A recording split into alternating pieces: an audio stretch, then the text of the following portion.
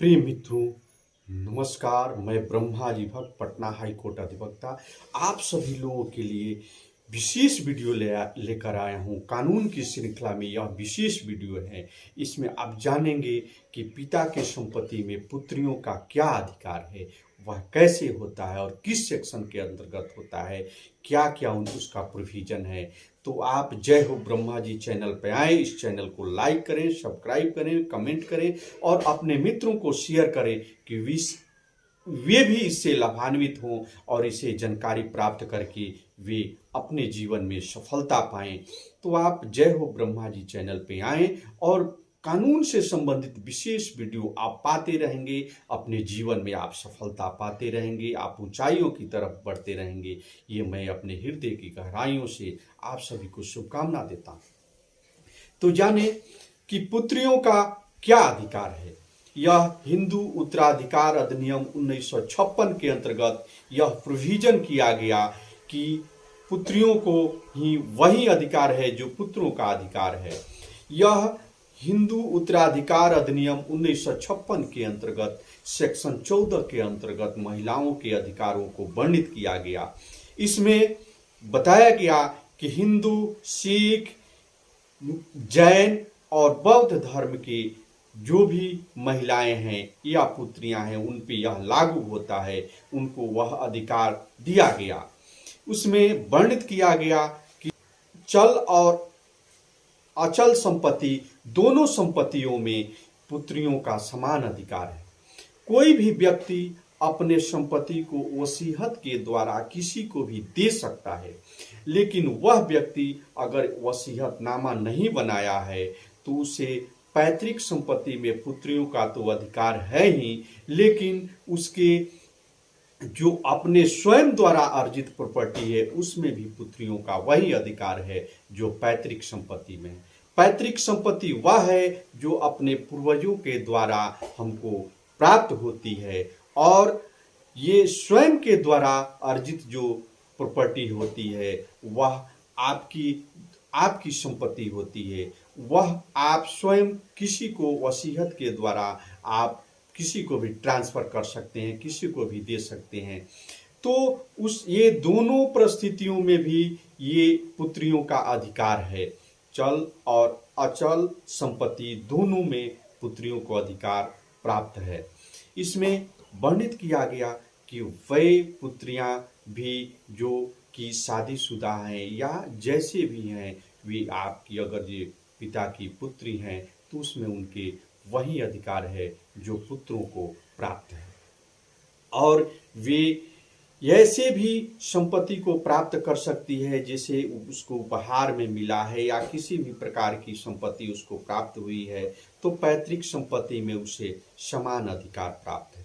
लेकिन बहुत सी अड़चनें आती रही कि ये समस्या आती रही कि पुत्रियों का कम अधिकार है या ऐसे ऐसे, जैसे भी उसको बहुत से बातों का विवेचना दे उत्तराधिकार अधिनियम 1956 के अंतर्गत वर्णित नहीं होता था।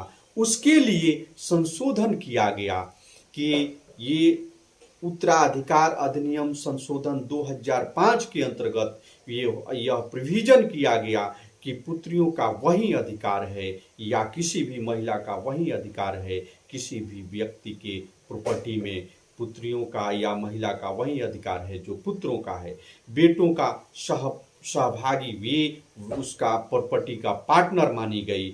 वे अधिकार वैसे भी जो बच्चा अभी गर्भ में पल रहा है उसका भी वही अधिकार है अपने पिता के संपत्ति में जो बच्चा जन्म ले चुका है। वैसे माना गया कि जो बच्चा गर्भ में पल रहा है उसका भी वही अधिकार है जो बच्चे जन्म लिए हुए हैं।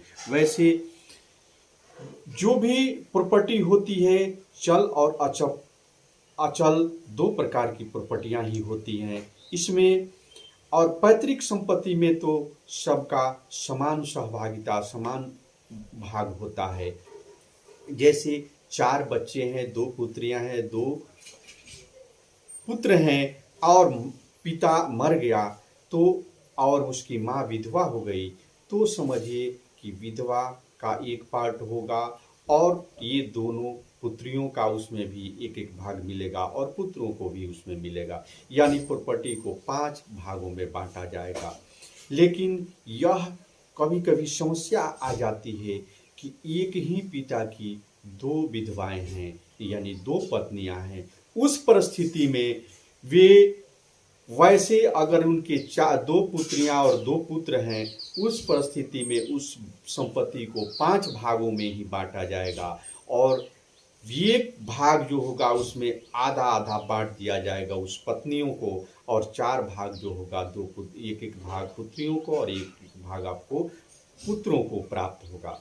वैसे किसी भी परिस्थिति में चल और अचल संपत्ति से वैसे किसी को वंचित नहीं किया जा सकता है, लेकिन कभी कभी ऐसी परिस्थिति आती है कि वैसे उसको वंचित किया जा सकता है। जैसे आप लीगल हेयर्स किसी के हैं, लेकिन उस व्यक्ति के आपकी हत्या पे आरोप सिद्ध हो जाता है, तो आप उसके संपत्ति से आप अधिकार अपना खो देते हैं, या धर्म परिवर्तन के कारण भी अपना अधिकार खो देते हैं, या स्वयं के द्वारा आप अपने अधिकारों का त्याग कर देते हैं। इस परिस्थिति में आप अपना अधिकार खो देते हैं।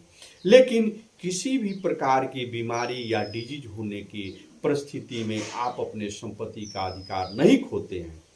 इस प्रकार आप किसी भी परिस्थिति में बाध्यता नहीं है कि आप अपने अधिकारों को खोए, लेकिन एक मात्र 3 ही परिस्थिति है कि स्वयं का अपना अधिकार खो दें, या स्वयं के द्वारा अपना अधिकार को त्याग दें, या धर्म परिवर्तन करें, या आप उस व्यक्ति की जिसकी संपत्ति है उसी की हत्या के आरोप सिद्ध हो गए हैं, तो आप अपना अधिकार खो देते हैं।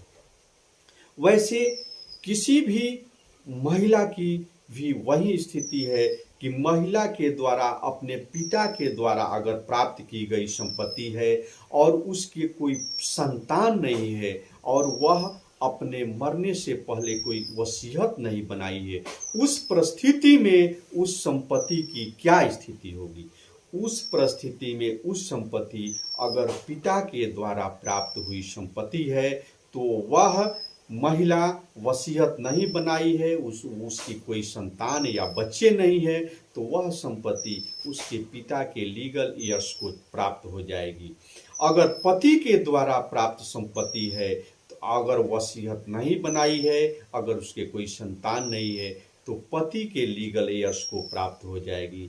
यानी कहने का स्पष्ट है कि जहाँ से प्राप्त हुई संपत्ति है वहीं वह संपत्ति चली जाएगी।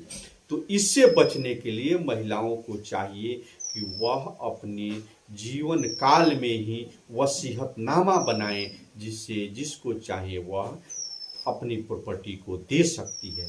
और वैसे संपत्ति में समान अधिकार प्राप्त है। यह अमेंडमेंट जो उत्तराधिकार अधिनियम, हिंदू उत्तराधिकार अधिनियम 2005 के अंतर्गत सारी बातों को ये से डिफाइन किया गया कि किसी भी प्रकार से महिलाओं का अधिकार कम नहीं है, किसी भी प्रकार से वह अधिकार पुत्रों से कम नहीं है। इसलिए आप इस जानकारीपूर्ण वीडियो को आप देखें और इसे जानें कि महिलाओं का क्या अधिकार है।